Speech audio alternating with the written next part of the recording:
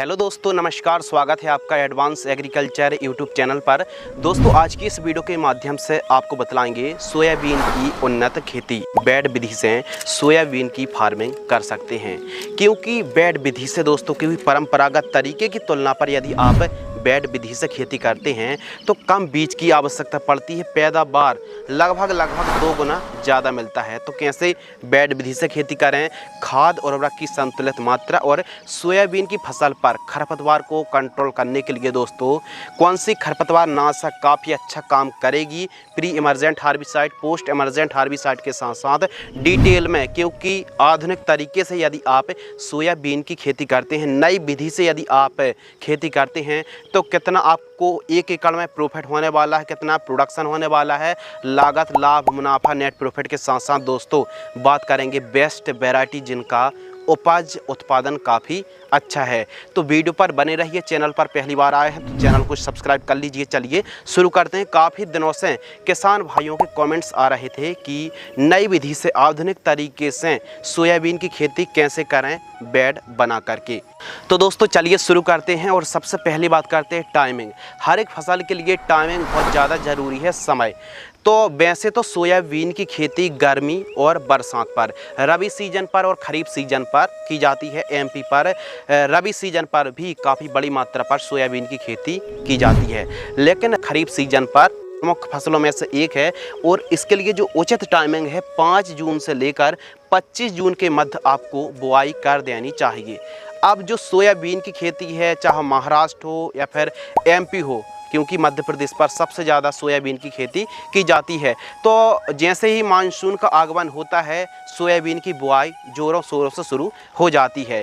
तो समय तो सबको पता है। अब बात करते हैं वैरायटी, यानी जो किस्में हैं, जो अच्छा उत्पादन देने वाली जो वैरायटी हैं, आइए दोस्तों बात करते हैं। तो वैरायटी समय के हिसाब से, समय अवधि के हिसाब से, राज्यों के हिसाब से और अर्ली और लेट सोइंग वाली किस्में भी अलग अलग हैं। कुछ वैरायटी ऐसी हैं जो जल्दी तैयार हो जाती हैं, तो कुछ ऐसी वैरायटी हैं जिनका लगभग जो टाइम पीरियड है वो 120-125 दिन के आसपास का समय लगता है। तो वहीं कुछ वैरायटी 90 दिन, 95 दिन में पक्के तैयार हो जाती हैं। इस वीडियो के माध्यम से दोस्तों ऐसी वैरायटी के बारे में बतलाएंगे जिनका उत्पादन अन्य वैरायटी की तुलना पर काफ़ी अच्छा है। और इन किस्मों में सबसे अच्छी खासियत ये है कि ज़्यादा फुटाव आते हैं, ज़्यादा फलियाँ लगती हैं और फलियों पर दाने भी काफ़ी अच्छे से भराव लेते हैं।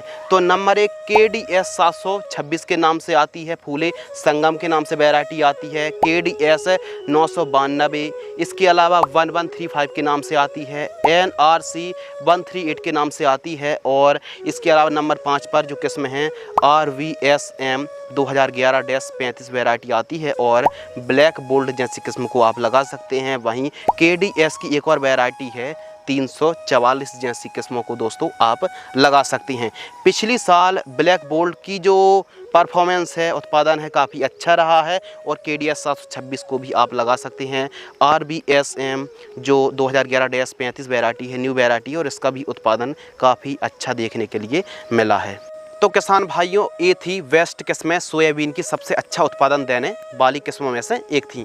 अब बात करते हैं बेड तैयार। तो किस प्रकार आपको बेड तैयार कराना चाहिए, आइए समझते हैं। बेड मेकर या फिर बेड राइजर्स जो कि आप वीडियो पर देख रहे हैं, कुछ इस प्रकार आपको बेड तैयार कराना चाहिए। बेड की चौड़ाई दोस्तों 3 फीट रखनी है, बेड से बेड की दूरी 2.5 फीट और बेड की ऊँचाई लगभग 1 फीट रखनी चाहिए। कुछ इस प्रकार भी आप समझ सकते हैं कि बेड जो सेंटर है, सेंटर से सेंटर की दूरी लगभग 3.5 से 4 फीट के आसपास रहनी चाहिए। जल भराव की समस्या नहीं होनी चाहिए। और वहीं भूमि के ऊपर बात करें, खेत तैयार के ऊपर दोस्तों बात करते हैं, तो जो भूमि है दोमट उपजाऊ भूमि, जिसका मृदा का pH वैल्यू 6 से 7.5 तक चल जाता है, काफ़ी बढ़िया माना जाता है। ठीक तरीके से आपको प्लोविंग कराना चाहिए। तोता हल से 1 से 2 ठीक तरीके से प्लोविंग कराना है और डिस्क हैरो की मदद से मिट्टी को ठीक तरीके से भुरभुरी करा लेना चाहिए। तो इस हिसाब से खेत के चारों साइड साफ़ सफाई बनाए रखिए। तारबंदी भी होना बहुत ज़्यादा ज़रूरी है यदि नीलगाय, जंगली जानवर परेशान करते हैं तो। इसके अलावा जितनी ज़्यादा आप साफ़ सफाई रखेंगे खेत में, जितने व्यवस्थित तरीके से आधुनिक मशीनों का इस्तेमाल करते हुए यदि आधुनिक तरीके से आप भी सोयाबीन की खेती करेंगे तो जो लगातार घाटे का सौदा बनती जा रही है वो कहीं ना कहीं यदि आप आधुनिक तरीके से सोयाबीन की खेती करते हैं दोस्तों तो काफ़ी आपको फ़ायदा होगा। जो उत्पादन है, जो प्रोडक्शन है, उसको आप काफ़ी बढ़ा सकते हैं, वो आपके हाथों पर है। तो कैसे आप सोयाबीन की आधुनिक तरीके से खेती कर सकते हैं, इस वीडियो पर बने रहिए। तो इस प्रकार खेत की आपको तैयारी करा लेना चाहिए। ड्रिप एरीगेशन बहुत ज़्यादा ज़रूरी है। यदि आप बेड विधि से खेती करते हैं तो 16 mm आप ड्रिप को बिछवा सकते हैं और एक बेड पर डबल लाइन पर आप ड्रिप बिछवा सकते हैं। बेसल डोज के ऊपर दोस्तों बात करते हैं। जब आप बुआई कर रहे हों, जब आप सोइंग कर रहे हों तो उस समय कौन कौन सी खादों का इस्तेमाल करना चाहिए, क्यों? वो इसलिए कि जो बेसल डोज है दोस्तों, यदि प्रोडक्शन बढ़ाना है, जड़ों का विकास अच्छा हो, वनस्पतिक बढ़वार और फोटोसिंथेसिस की जो क्रिया है, पौधे में ज़्यादा से ज़्यादा फुटाव लाना हो या फिर बढ़वार काफ़ी अच्छे हो, ज़्यादा दानों का भराव हो, नाइट्रोजन फास्फोरस पोटास की बात हो, तो प्रॉपर यदि आप पोषक तत्वों की पूर्ति करेंगे तो यकीनन आपको बतला दें कि पैदावार बढ़ेगी। और क्या आपको पता है कि सोयाबीन की क्रॉप पर, क्योंकि सोयाबीन एक तिलहनी फसल है और दोस्तों कहीं ना कहीं जितनी ज़रूरत नाइट्रोजन फास्फोरस पोटास की होती है उतनी ही आवश्यकता सेकेंडरी माइक्रोन्यूट्रिएंट सल्फर की भी होती है। तो जब आप सोइंग कर रहे हों तो प्रॉपर पोषक तत्वों की पूर्ति आपको ज़रूर करना चाहिए। तो 3 कॉम्बिनेशन में से जो आपको फेवरेट लगे, बढ़िया लगे, उसको फॉलो कर सकते हैं। तो बेसल डोज पर 3 ट्रॉली गोबर की खाद लेनी है। इसके अलावा single super phosphate powder form वाली जो खाद आती है वो आपको लेना 100 किलोग्राम यानी 2 बैग SSP, और MOP आपको लेना है 20 किलोग्राम। इस कॉम्बिनेशन को 1 एकड़ में, पूरे 1 एकड़ की दर से जानकारी शेयर कर रहे हैं। तो इस कॉम्बिनेशन को 1 एकड़ में इस्तेमाल करना है, या फिर NPK 12-32-16 50 किलोग्राम, गोबर की खाद 3 trolley, micro nutrient fertilizers 5 kilogram, या फिर आप चाहें तो DAP 30 kilo, micro nutrient 10 kilo और गोबर की खाद 3 ट्रॉली। इन तीनों में से कोई भी एक कॉम्बिनेशन को दोस्तों यदि आप सोयाबीन की जब बुआई करते हैं प्रयोग करेंगे, तीनों कॉम्बिनेशन में से कोई एक कॉम्बिनेशन, तो काफ़ी बेहतरीन तरीके से बढ़वार देखने के लिए मिलेगी। क्योंकि आगे चल के फिर फर्टिगेशन शेड्यूल ठीक तरीके से नहीं चला पाते हैं तो बेसल डोज मजबूत आपको रखना पड़ेगा। ज़्यादा महंगा नहीं है, सस्ता है, बढ़िया पैदावार निकल आए तो इसके लिए बेसल डोज देना बहुत ज़्यादा ज़रूरी है। अब बात करते हैं दोस्तों कि बेसल डोज तो हम दे रहे हैं लेकिन दीमक की समस्या हो जाती है या फिर वाइट ग्रब सफ़ेद कीड़ा की समस्या हो जाती है, सफ़ेद लट की समस्या हो जाती है, टर्माइट की समस्या हो जाती है। तो इसके लिए दानेदार इंसेक्टिसाइड जैसे रीजेंट GR दानेदार इंसेक्टिसाइड 5 किलोग्राम 1 एकड़ में जब बुआई आप कर रहे हों, बेड तैयार कर रहे हों, उस समय पूरे 1 एकड़ में प्रयोग करना चाहिए।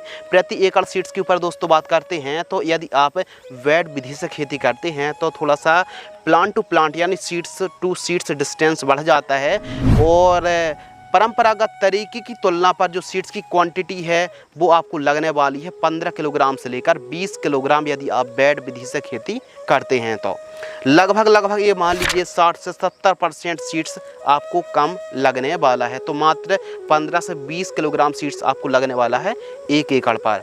सोइंग के ऊपर दोस्तों बात करते हैं यानी बुआई। तो सोयाबीन की जब आप खेती करते हैं तो इसकी मेथड अलग अलग हैं।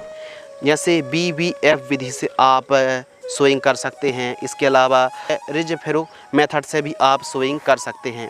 लेकिन आप बेड विधि से जब खेती कर रहे हैं तो मशीनों से भी आप कर सकते हैं या फिर मज़दूरों की मदद से। दोनों बेड के साइड में आपको बुआई करनी है, दोनों बेड के ऊपर नहीं, दोनों बेड के जो टॉप से साइड्स होती हैं वहाँ पर आप 2-2 बीजों की बुआई आपको करनी चाहिए। अब बुआई तो आपको करनी चाहिए लेकिन कितनी दूरी पर करनी चाहिए? तो दोस्तों आइए बात करते हैं प्लांट डिस्टेंस की, कितनी दूरी पर हमको सोइंग करनी चाहिए, बहुत ज़्यादा ज़रूरी है। तो देखिए दोस्तों, सीड्स की क्वांटिटी कम लगेगी और पौधा ज़्यादा फैलाव लेगा, तो बढ़वार भी काफ़ी अच्छी लेने वाला है। तो कितनी दूरी पर पौधरोपण करना चाहिए यानी कितनी दूरी पर हमको सोइंग करनी चाहिए? तो आपको बीज से बीज की दूरी आपको रखनी है 9 इंच, 8 से 9 इंच रखिए, और लाइन से लाइन की दूरी आपको 45 सेंटीमीटर रखनी चाहिए। और गहराई के ऊपर दोस्तों बात करते हैं तो 3 से 4 सेंटीमीटर गहराई पर आपको बुआई करनी चाहिए। एवं एक बेड पर डबल लाइन पर आपको लगाना है। जी हाँ दोस्तों, दोनों बेड के कॉर्नर पर ही आपको सोइंग करनी चाहिए, जो कि आप वीडियो पर फोटो पर देख रहे हैं। कुछ इस प्रकार दोस्तों आपको डिस्टेंस रखना चाहिए। अब बात करते हैं बीज उपचार। तो बीज उपचार दोस्तों आप FIR पद्धति से करें। अब FIR क्या होता है? F यानी फंगिसाइड, I यानी इंसेक्टिसाइड और R यानी राइजोबियम कल्चर से आप बीज उपचार करेंगे। क्यों बीज उपचार क्यों करें? बीज उपचार करने से फ़ायदा दोस्तों सुनिए और समझिए। देखिए आगे चल के डंपिंग ऑफ की समस्या आती है। कभी कभी सोइंग तो हमने कर दी पलेवा करके, लेकिन कहीं ना कहीं जड़ों से सूखने की समस्या आती, डंपिंग ऑफ की समस्या आती, फंगस लगता है सीड्स पर। तो इसके लिए बीज उपचार करेंगे तो 0 दिन से लेकर 40 दिन तक जो फंगस लगते हैं उनसे प्रोटेक्शन देखने के लिए मिलने वाला है। तो बीज उपचार करने से आगे चल के जो स्टेम फ्लाई आती है, तना वाली इल्ली आती है और शुंडी आती है, तो इनका प्रकोप भी ना के बराबर होता है। तो बीज उपचार करने से सबसे बड़ी बात है कि अंकुरण और जर्मिनेशन काफ़ी स्वस्थ होता है। तो अंकुरण और जर्मिनेशन अच्छा हो तो इसके लिए बीज उपचार यानी सीड्स ट्रीटमेंट करना बहुत ज़्यादा ज़रूरी है, वो भी FIR पद्धति से। सबसे पहले दोस्तों आपको F यानी फंगिसाइड से बीज उपचार करना है। और फंगिसाइड पर सबसे बेस्ट जैसे BASF कंपनी की झेलोरा फंगिसाइड आती है। 2 ml प्रति किलोग्राम बीजों को आपको उपचारित करना है। इसके अलावा दोस्तों बात करते हैं I यानी इंसेक्टिसाइड। तो UPL की जैसे रेनो इंसेक्टिसाइड आती है जिसमें थार्मोथॉक्सोम है, 30% FS फॉर्म में आती है। 2.5 ml प्रति किलोग्राम की दर से बीजों को उपचार करना है। और उसके बाद दोस्तों R यानी राइजोबियम कल्चर से आपको बीज उपचार करना है। या फिर राइजोबियम कल्चर ना हो तो स्ट्रेप्टोसाइक्लिन सल्फेट है, या फिर आप दोस्तों चाहें तो ट्राइकोडर्मा से भी यानी 2 ग्राम ट्राइकोडर्मा लीजिए और आपको प्रति किलोग्राम की दर से बीज उपचार करने के बाद आपको लगभग दोस्तों 40 से 50 मिनट तक छांव में सुखाना चाहिए। इससे काफ़ी फ़ायदे होते हैं, सूखने की समस्या नहीं आती है और फंगस जनित जो रोग होते हैं, बीमारी होती हैं, उन पर भी काफ़ी अच्छा रिजल्ट देखने के लिए मिलता है, स्वस्थ जर्मिनेशन देखने के लिए मिलता है। जैसे आपने बीज उपचार कर दिया उसके बाद दोस्तों उसी दिन आपको सोइंग यानी बुआई कर देनी चाहिए। बात करते हैं खरपतवार की रोकथाम यानी वीड कंट्रोल। तो सोयाबीन की फसल पर एक समस्या और है खरपतवार की रोकथाम करना। तो कहीं ना कहीं जैसे मध्य प्रदेश पर या फिर महाराष्ट्र पर कुल्पा की मदद से, मज़दूरों की मदद से निराई गुड़ाई की जाती है। और भी कई इलाके हैं जहां पर कुल्पा या फिर आधुनिक यंत्रों की मदद से खरपतवार को रिमूव किया जाता है। तो खरपतवार को तो आपको कंट्रोल करना पड़ेगा ही। तो कैसे खरपतवार को आपको कंट्रोल करना है इस वीडियो के माध्यम से दोस्तों आपको समझाएंगे और आपको समझना आसानी से समझ में आ जाए कौन सी खरपतवार नाशक का स्प्रे करना चाहिए, प्री इमर्जेंट कौन सी खरपतवार नाशक होती है, पोस्ट इमर्जेंट हर्बिसाइड क्या होती है, इसके बारे में डिटेल से समझेंगे। तो वीडियो लंबी हो सकती है लेकिन काफ़ी डिटेल में जानकारी आपको मिलने वाली है। तो यदि पॉसिबल हो तो निराई गुड़ाई करें। जहां तक मजदूर उपलब्ध हैं तो आप एक काम कर सकते हैं कि निराई गुड़ाई प्रॉपर आपको कराना चाहिए और खरपतवार ना स्प्रे करने से परहेज करना चाहिए। यदि खरपतवार नाशक का स्प्रे करते हैं तो कहीं ना कहीं उत्पादन घटता है, फसल को झटका आता है। लेकिन मजदूर उपलब्ध नहीं हैं तो फिर खरपतवार नाशक रासायनिक के लिए स्प्रे आप कर सकते हैं। और खरपतवार नाशक 2 प्रकार की होती हैं, प्री इमर्जेंट हार्बिसाइड और post emergent herbicide. Pre emergent herbicide वे हार्बिसाइड होती हैं जो खरपतवार अंकुरण से पहले, फसल जमाव से पहले यानी जो बुआई के समय ही जो खरपतवार नाशक स्प्रे की जाती हैं उसे हम प्री इमर्जेंट हार्बिसाइड कहते हैं। और जब हमारी फसल 15-20 दिन के आसपास की होती है या फिर खरपतवार 3-4-5 पत्ती के होते हैं तो उस समय पोस्ट इमर्जेंट हार्बिसाइड का स्प्रे किया जाता है। सबसे पहले दोस्तों बात करते हैं प्री इमर्जेंट हार्बिसाइड यानी बुआई की और 72 घंटे के अंदर, हम तो कहते हैं जब आपने बुआई करी है उसी दिन आप खरपतवार नाशक का स्प्रे कर दीजिए प्री इमर्जेंट हार्बिसाइड में। कुछ इस प्रकार आप देख सकते हैं कि प्रमुख रूप से प्री इमर्जेंट हार्बिसाइड की अगर बात करें, आप जो यह खरपतवार नाशक दोस्तों देख रहे हैं इनमें से कोई भी एक खरपतवार नाशक का यदि आप स्प्रे करेंगे तो खरपतवार का जमा भी नहीं हो पाएगा। लेकिन हमारे किसान भाइयों को जानकारी बतला दें कि जो पिछले साल 2-3 साल का जो डेटा है तो प्री इमर्जेंट हार्बिसाइड के उतने खास, उतने अच्छे रिजल्ट या फिर किसानों को संतुष्टमय जो रिजल्ट हैं वो देखने के लिए नहीं मिल पाए हैं। तो फिर भी संतुष्टि के लिए आप चाहें तो स्प्रे कर सकते हैं, लेकिन ज़्यादा पैसे खर्च करने की सोयाबीन की क्रॉप पर आवश्यकता नहीं है। पोस्ट इमर्जेंट हार्बिसाइड के ऊपर दोस्तों बात करते हैं तो सोयाबीन की फसल पर कई प्रकार के खरपतवार उगते हैं। जब हमारी सोयाबीन की फसल लगभग 25 से 30 दिन के आसपास की हो जाए या खरपतवार 3-4 पत्ती के दिख रहे हों तो पहले आपको सिंचाई करनी है, उसके बाद पोस्ट इमरजेंट हार्बिसाइड का स्प्रे करना चाहिए। अब कोई भी खरपतवार नाशक हर एक खरपतवार को कंट्रोल नहीं कर सकती है, तो इसके लिए हर एक खरपतवार कंट्रोल हो जाए तो इसके लिए एक खरपतवार नाशक नहीं बल्कि कॉम्बिनेशन का ही आपको स्प्रे करना पड़ेगा। तो हमारी सोयाबीन की फसल पर कौन कौन से खरपतवार दिखते हैं, जैसे गाजर घास है, छोटी दूधी है, बड़ी दूधी है, बोखना है, इसके अलावा घोड़ा घास है, बोखनी काफ़ी ज़्यादा परेशान करती है, सांभा है, जंगली घास है, दूब घास है, हजारदाना है, मोथा घास भी काफ़ी ज़्यादा परेशान करता है, और चौलाई है, मकोई जैसे चौड़ी पत्ती और सकली पत्ती के जो खरपतवार होते हैं वो काफ़ी ज़्यादा नुकसान पहुँचाते हैं। अब जो चौड़ी पत्ती खरपतवार होते हैं वो ईजिली कंट्रोल तो हो जाते हैं, लेकिन जो सकली पत्ती खरपतवार होते हैं वो आसानी से कंट्रोल नहीं होते हैं। तो इसके लिए दोस्तों आपको कॉम्बिनेशन स्प्रे करना पड़ेंगे। इस वीडियो के माध्यम से 4-5 कॉम्बिनेशन के बारे में बतलाने वाले हैं जो कि खरपतवार को आसानी से कंट्रोल कर लेगा। तो इसके लिए जो फर्स्ट कॉम्बिनेशन है इमोजी-थापर 15% और क्विज़ालोफॉप इथाइल 7.5% जो कि इसी फॉर्म में आती है, यह है चौड़ी और सकली पत्ती।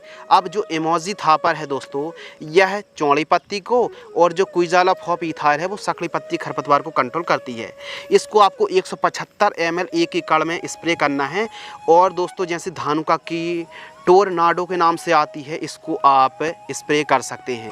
और इसके साथ दोस्तों आपको मिक्स करना है क्लोरम्यूरान एथाइल जो 25% WP की जो डिब्बी आती पाउच आती है वो 5 ग्राम से 10 ग्राम इसी कॉम्बिनेशन पर आपको लेकर के 200 लीटर पानी घोल करके स्प्रे कर देना है सिलिकॉन चिप को मिलाकर।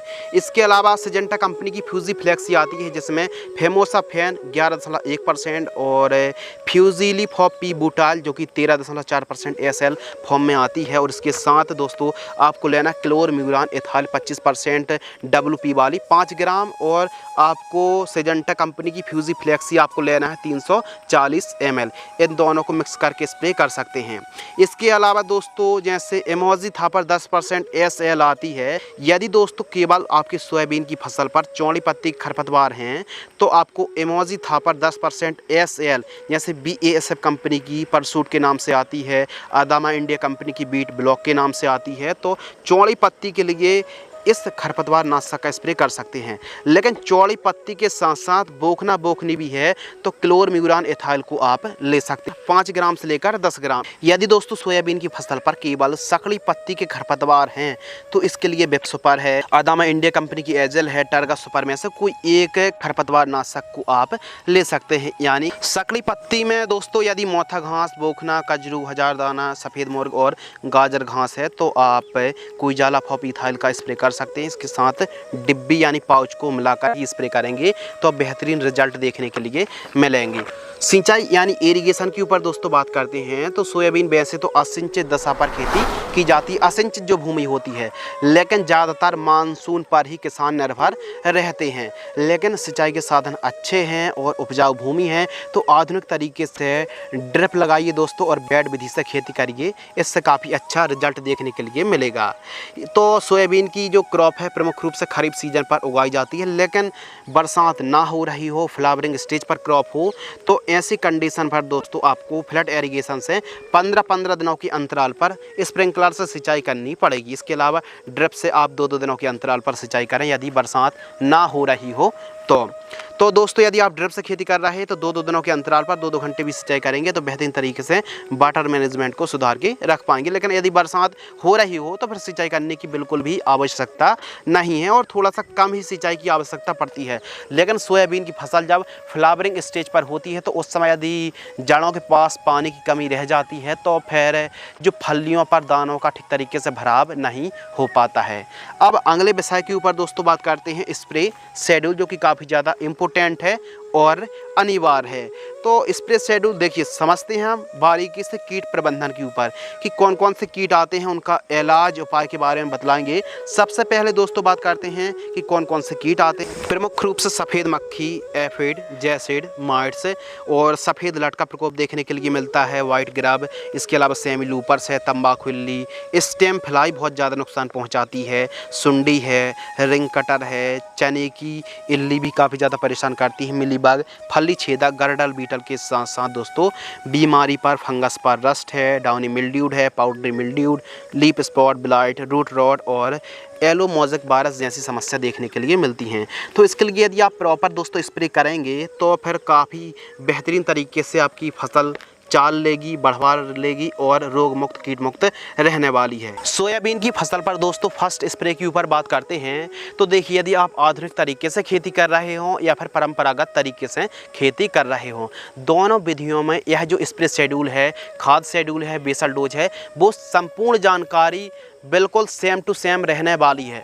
लेकिन आप आधुनिक तरीके से खेती करेंगे तो पैदावार बढ़ने वाली है। बाकी जो स्प्रे हैं सेम टू सेम है। तो फर्स्ट स्प्रे के ऊपर दोस्तों बात करते हैं। सोयाबीन की फसल पर एक ऐसे स्प्रे जो कि सोयाबीन की फसल को काफ़ी ज़्यादा प्रोटेक्ट करेंगे, काफ़ी बढ़िया बढ़वार देंगे। तो जो फर्स्ट स्प्रे है 30 से 35 दिन के आसपास की फसल होती है तो थायोफेनेट मिथाइल जैसे रोको फंगीसाइड आती है 40 ग्राम लेना है, और एमामेक्टिन वेंजुआइड जो कि 5% एसजी फॉर्म में आती है 10 ग्राम लेना है। और आपको सफ़ेद मक्खी के लिए हल्का रेंज का इंसेक्टिसाइड एसिटामिप्रिड 20% एसपी 10 ग्राम, और आइसाग्रो की रैपिग्रो के नाम से आती है 30 ml लीजिए। रैपिग्रो से दोस्तों काफ़ी अच्छी बढ़वार देखने के लिए मिलेगी, पौधा चाल नहीं पकड़ पा रहा है और जो सोयाबीन की जो फसल है पीलापन की समस्या है तो रैपिग्रो को 30 ml, इन चारों को मिक्स करिए और जो डोज बतला रहे हैं वो बतला रहे हैं 15 लीटर की दर से। सिलिकॉन चिप को मिलाकर स्प्रे कर दीजिए। सोयाबीन की फसल पर दोस्तों सेकंड स्प्रे के ऊपर बात करते हैं तो 55 दिन से लेकर 60 दिन के मध्य सेकंड स्प्रे करना चाहिए। इसके लिए टेबू प्लस सल्फर जैसे स्वाधीन फंगीसाइड आती है, एक्सेल की स्वाधीन फंगीसाइड आपको इंडिया कंपनी की फैलेथोरा इंसेक्टिसाइड दोस्तों आपको लेना है, यानी इंडोक्साकार्ब 4.5% और नूवालोरॉन का कॉम्बिनेशन है, नूवालोरॉन 5.25% है जो कि एससी फॉर्म में आती है। आपको 30 ml लेना है, 15 लीटर पानी घोल करके स्प्रे कर देना है। अब अदामा इंडिया कंपनी की फैलेथोरा ही क्यों, या फिर इंडोक्साकार्ब और नूवालोरॉन का जो कॉम्बिनेशन आ रहा है यही क्यों? क्योंकि जब 50-55 दिन के आसपास की सोयाबीन की फसल होती है तो फलियों पर इल्ली का प्रकोप बढ़ जाता है, फंगस का प्रकोप बढ़ जाता है। तो इसके लिए यह कॉम्बिनेशन बहुत ज़्यादा ज़रूरी है और बहुत अच्छा रिजल्ट भी देगा। इसके अलावा थर्ड स्प्रे के ऊपर दोस्तों बात करते हैं। 65 दिन के आसपास की फसल होती है तो फिर इल्ली का प्रकोप बढ़ जाता है। इल्ली पर कौन सी इल्ली? फ्रूट बोरर यानी फल छेदक, फली छेदक का प्रकोप बढ़ने से पैदावार घट सकती है। तो क्लोरेंट्रा नीलिप्रोल 10% और लैम्डा साइलोथ्रीन 5% जो जेडसी फॉर्म में आती है या सिजेंटा कंपनी की एम्प्लीगो 10 ml लेना है, और इसके साथ एक फंगीसाइड। अब बेस्ट सी फंगीसाइड आप ले लीजिए BASF कंपनी की कैब्रियो टॉप फंगीसाइड 40 ग्राम 15 लीटर पानी घोल करके आपको स्प्रे करना चाहिए। तो सोयाबीन की फसल पर दोस्तों भले आपको देखने पर यह बहुत ज़्यादा लग रहा है, लेकिन यदि आप प्रैक्टिकल करेंगे तो इससे ज़्यादा ही किसान भाई स्प्रे कर देते हैं। हमने केवल 3 स्प्रे बताए हैं। अब यह जो 3 स्प्रे हैं पूरे आपको यूट्यूब में नहीं मिलने वाले हैं। तो दोस्तों यह जो जानकारी है, यह जो स्प्रे हैं, ऐसे कॉम्बिनेशन हैं जो कि हमारे किसान भाइयों को प्रैक्टिकली जब स्प्रे करें तो रिजल्ट भी मिलना चाहिए। पता चला लागत भी लग गई और रिजल्ट भी नहीं मिले। तो इसके लिए दोस्तों यह जो कॉम्बिनेशन है बेहतरीन कॉम्बिनेशन है, सस्ते हैं, हल्के रेंज के हैं और बेहतरीन आपको रिजल्ट भी मिलने वाले हैं। तो इन कॉम्बिनेशन को आप अप्लाई कर सकते हैं। अब जरूरी नहीं कि तीनों के 3 स्प्रे आप कर दीजिए, बल्कि यदि फली छेदक का, रिंग कटर का, या फिर जो भी हरी इल्ली, छोटी बड़ी इल्ली परेशान करती हैं, फली छेदक परेशान कर, कीट का प्रकोप बढ़ता है, तो फिर स्प्रे को आप फॉलो। अब बात करते हैं दोस्तों खाद का शेड्यूल। तो जो खाद शेड्यूल है, जो फर्टिगेशन शेड्यूल है, केवल सोयाबीन की फसल पर एक खाद देने की आवश्यकता है। क्यों है? क्योंकि नाइट्रोजन की पूर्ति राइजोबियम की गांठ है, यानी सोयाबीन की जो क्रॉप है नाइट्रोजन की आवश्यकता नहीं रहती है। यह जो पौधा है जड़ों के पास राइजोबियम की गांठें बन जाती हैं ताकि नाइट्रोजन की पूर्ति पौधा स्वयं से ही कर लेता है।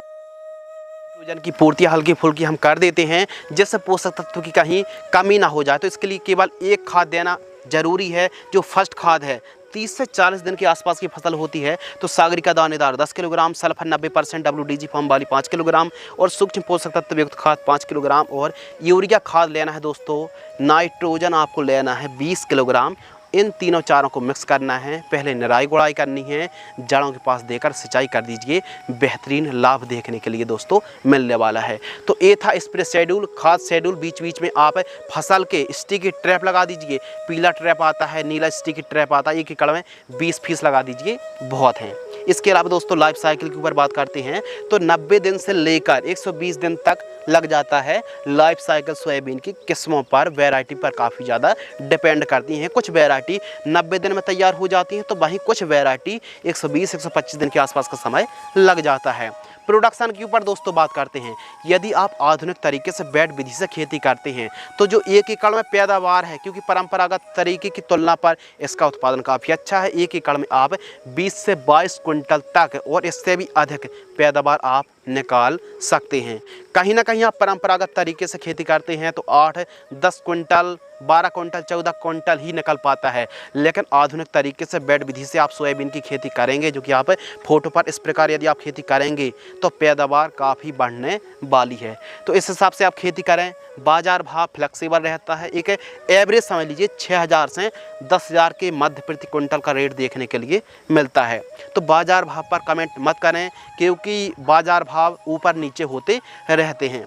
लागत के ऊपर दोस्तों बात करते हैं। यदि आप वैज्ञानिक तरीके से, आधुनिक तरीके से खेती करते हैं तो एक एकड़ में लगभग 25,000 रुपये के आसपास लागत लगने वाली है। मुनाफा के ऊपर दोस्तों बात करते हैं। यदि 8,000 का रेट मिल जाता है, 22 क्विंटल पैदावार हो जाती है, तो 1,76,000 हमारा मुनाफा हुआ। लागत घटा देंगे दोस्तों 25,000। जो दोस्तों नेट प्रॉफिट है, जो शुद्ध आमदनी है, वो 1,51,000 रुपये के आसपास हमारा नेट प्रॉफिट आ गया। यदि दोस्तों आप आधुनिक तरीके से खेती करते हैं, स्टिकी ट्रैप लगाते हैं, और आपको बतला दें कि बेड विधि से आप खेती करते हैं और जितनी खाद की ज़रूरत है उतनी पूर्ति आप करते हैं। यदि हरी भरी फसल है तो ज़्यादा खाद देने की आवश्यकता नहीं है, ज़्यादा उर्वरक खाद देने की, स्प्रे करने की आवश्यकता नहीं है। तो फसल का ऑब्जर्वेशन करें। यदि ठीक तरीके से फसल स्वस्थ है तो कोई टॉनिक स्प्रे मत करें, कोई रेगुलेटर का स्प्रे नहीं करना चाहिए। लेकिन लग रहा है केवल बढ़वार हमारी फसल ले रही है, तो फ्लावरिंग फ्रूटिंग स्टेज पर, जब फली की स्टेज पर होती है, तो घरडा कंपनी की चमत्कार 15 लीटर पानी में 15 से 20 ml की दर से यदि आप स्प्रे करेंगे तो फिर जो बढ़वार अनचाही, अनवांटेड जो बढ़वार हो रही है, उससे काफ़ी अच्छा कंट्रोल मिल जाएगा। तो इसके लिए दोस्तों आप प्रॉपर देखभाल करें। प्रॉपर आपको कीटों की, क्योंकि स्टेम फ्लाई का प्रकोप निचली सतह पड़ता है, रिंग कटर का जो प्रकोप पत्तियों के नीचे साइड होता है, तो ऑब्जर्वेशन करते रहें। यदि प्रकोप बढ़ता है तो फिर उस हिसाब से आप कीटों का कंट्रोल कर सकते हैं। अब कीटों से याद आया कि यदि आप भी चाहते हैं दोस्तों कि कीट की पहचान करते नहीं आ रहे कि कौन से कीट पर क्या स्प्रे करें, तो इसके लिए हमने डेडिकेटेड A to Z कीटों का विज्ञान वीडियो बना रखी, लिंक डिस्क्रिप्शन में मिल जाएगी। तो आज की इस वीडियो के माध्यम से दोस्तों आपको बतलाया सोयाबीन की सफल खेती, आधुनिक तरीके से आप खेती कैसे कर सकते हैं और बढ़िया पैदावार निकाल सकते हैं, बढ़िया तरीके से फसल को तैयार कर सकते हैं। यदि आपको यह वीडियो पसंद आती है तो वीडियो को लाइक करें। जय हिंद, वंदे मातरम।